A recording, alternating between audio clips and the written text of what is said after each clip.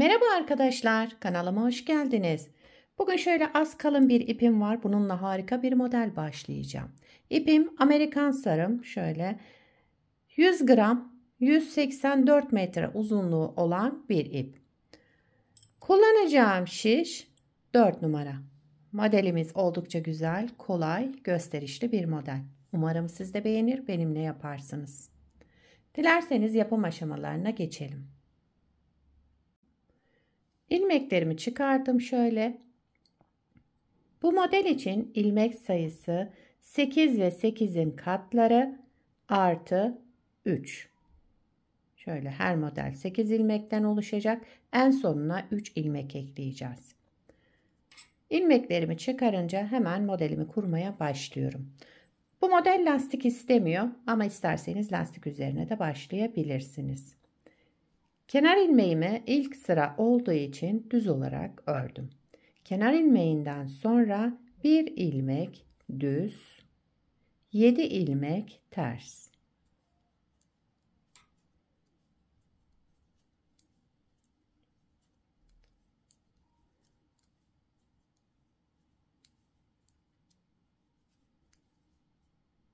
Evet, 7 ilmek ters ördüm.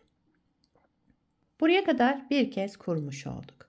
Tekrar ediyorum. Bir düz, 7 ters ilmek. Birinci sıra ön yüzündeyim.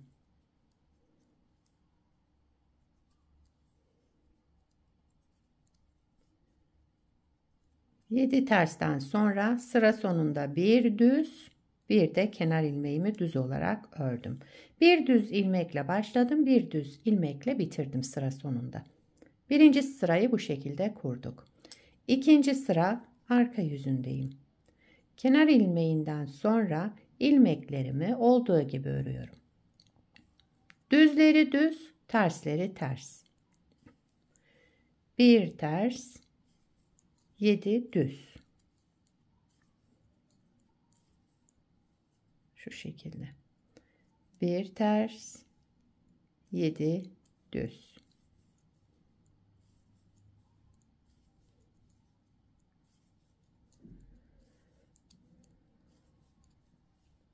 Sıra sonunda bir ters, bir de kenar ilmeğimi düz olarak ördüm.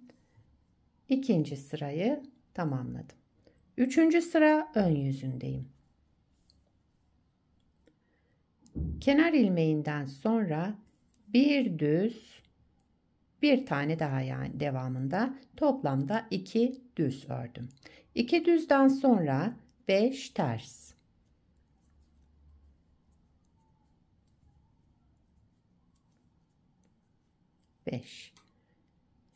Sıra başında 2 düz, 5 ters. Şimdi buradaki bir düz, bir de diğer ters ilmekle bir sonraki ters ilmeği de yine düz olarak örüyoruz. 1 2 3 ilmek düz ördüm. Ters olan ilmeklerimden birer tane düze eklemiş oldum. Ters ilmeklerimizi 5 tane ördük. Düzü burada 3. Yine 5 ters ilmek. 1 2 3 4 ve 5 ilmek ters ördüm. 2 düz ilmek. Sıra sonunda. Kenar ilmeğimi de yine düz olarak ördüm. Sıra başı ve sıra sonunda 2 düzümüz oldu. Ortalarda 3 düzümüz olacak. Dördüncü sıra arka yüzündeyim. Kenar ilmeğimden sonra yine ilmeklerimi olduğu gibi örüyorum. 2 ters, 5 düz. Yani düzleri düz, tersleri ters örerek devam edelim. 5. sıra ön yüzündeyim. Kenar ilmeğinden sonra 1 2 3 bir tane daha tersi düz olarak ördüm. Toplamda kenarda 3 düz, 1 2 3 ters olarak ördüm. Ortada 5 düzümüz olacak. 1 2 3 4 ve 5 düz ortada. Daha sonra 3 ters, terslerimizi eksiltiyoruz, düzlerimizi çoğaltıyoruz geri. Artırma ve eksiltme gibi düşünün. Bakın 3 terse düştü buradaki dilimimiz. Bir düzle başlamıştık, 5 düze çıktık. Böyle devam ediyoruz. 3 tersten sonra sıra sonunda 3 düz. Daha sonra kenar ilmeğimi de düz olarak ördüm. Sıramı tamamladım. 6. sıra arka yüzündeyim. Yine ilmeklerimi olduğu gibi örüyorum. Düzleri düz, tersleri ters. 2, 3 ters ilmek, 3 düz ilmek. Ortada 5 ters.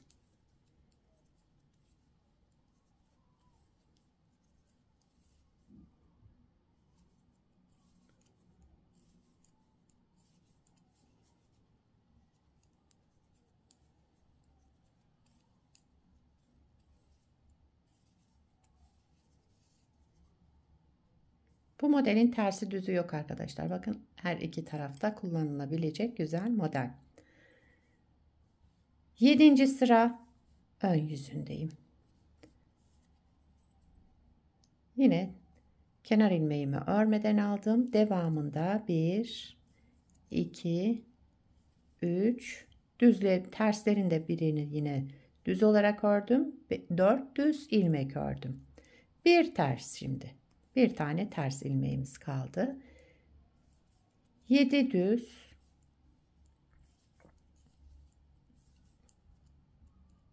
4, 5, 6 ve 7. 7 düz ilmek ördüm. Devamında bir ters. Sıra sonunda 4 düz. Ortalarda 7, sıra sonlarında 4 düz. Daha sonra bir de kenar ilmeğimi düz olarak ördüm. 7. sırayı tamamladım. 8. sıra arka yüzündeyim. Kenar ilmeğinden sonra yine ilmeklerimi tersleri ters, düzleri düz örerek devam ediyorum. Evet. Modeli bir kez kurduk. İkinci model kurulumunda kaydıracağız modeli.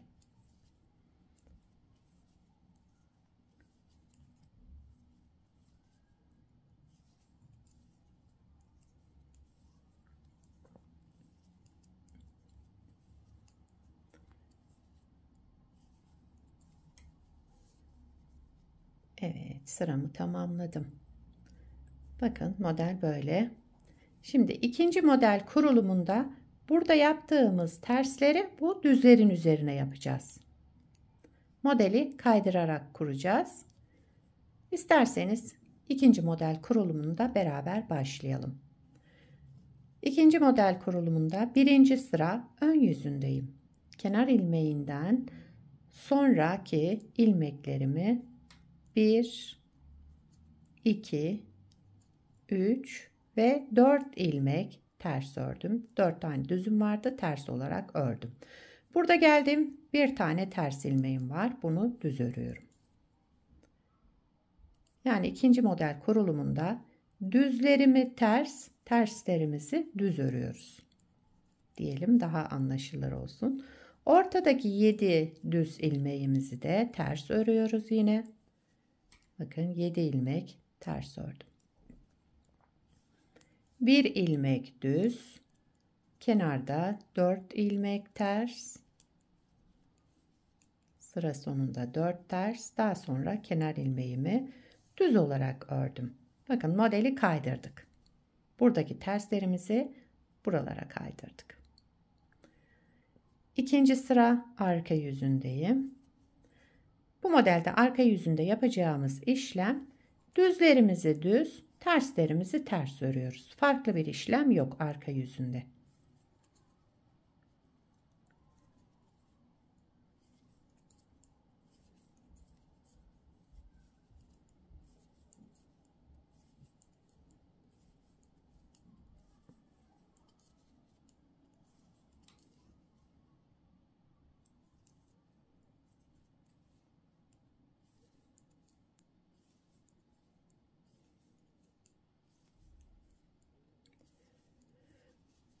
Kenar ilmeğimi de düz ördüm. İkinci sırayı tamamladım. Üçüncü sıra ön yüzündeyim.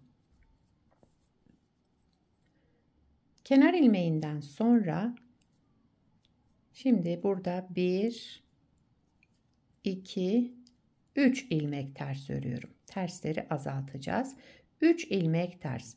Buradaki ters ilmeğim ve diğer ters ilmeğimi de düz öreceğim. Ortada 3 düzümüz olacak. 3 tersten sonra 3 düz. 3 ilmek düz ördüm. Daha sonra 5 ters ilmek ortada.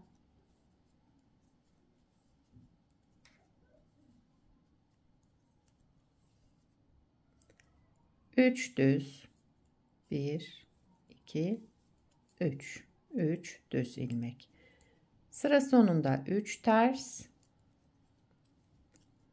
Bir de kenar ilmeğimi düz olarak ördüm. Sıramı tamamladım. Dördüncü sıra arka yüzündeyim. Kenar ilmeğinden sonra ilmeklerimi, düzlerimi düz, terslerimi ters örüyorum.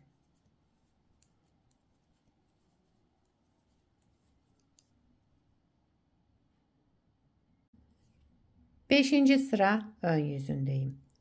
Kenar ilmeğinden sonra 1, 2 ters ilmeğim şimdi. Birer tane eksilttik böyle terslerden. 2 ters ilmek ördüm. Devamında 5 düz ilmek.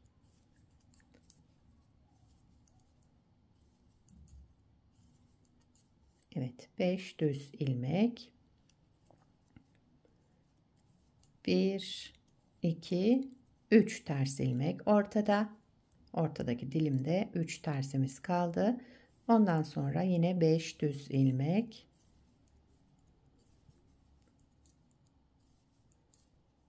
2 ters ilmek sıra sonunda. Daha sonra kenar ilmeği. 5. sıramızı tamamladık. 6. sıra arka yüzündeyim. Kenar ilmeğinden sonra yine ilmeklerimi düzleri düz, tersleri ters örerek devam ediyorum.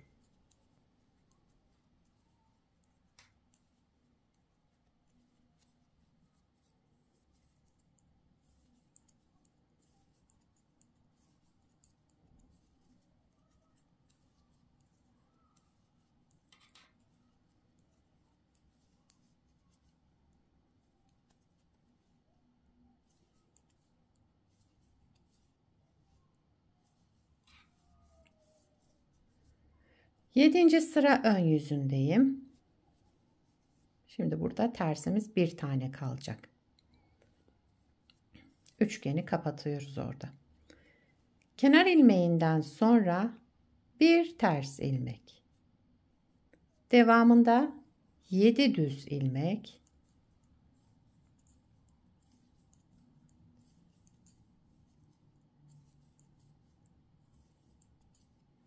Bir ters, 7 düz.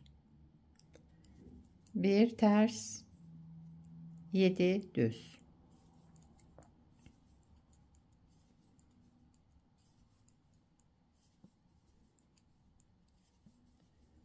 Sıra sonunda bir ters, bir de kenar ilmeğimi düz olarak ördüm. Sıramı tamamladım. 8. sıra arka yüzündeyim. Son sıramız. Kenar ilmeğinden sonra ilmeklerimi düzleri düz, tersleri ters örerek devam ediyorum.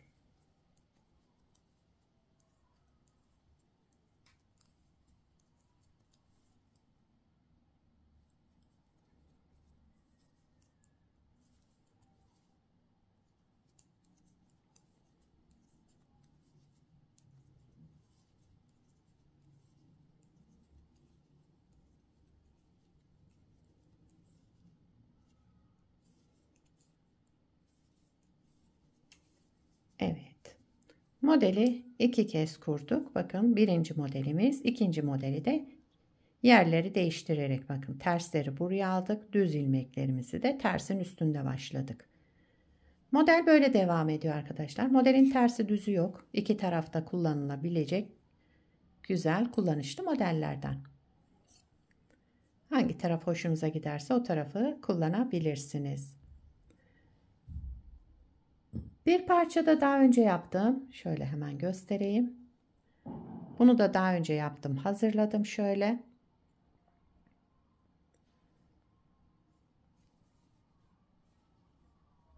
Ön yüzü bu taraf, arka yüzü bu taraf.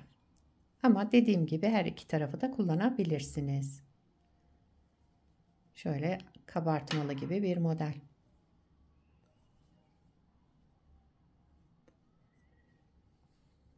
Bu modelden atkı, bere, yelek, hırka, süveter, yani çocuk örgülerinde, yetişkin örgülerinde hepsinde kullanabilirsiniz. Bebek battaniyesi, dekoratif yastık olarak, yani hepsinde kullanılabilecek güzel ve yapımı da oldukça kolay modellerden. Sizler de nelerde kullanacaksınız bu modeli, onları yorumlarda belirtirseniz sevinirim arkadaşlar.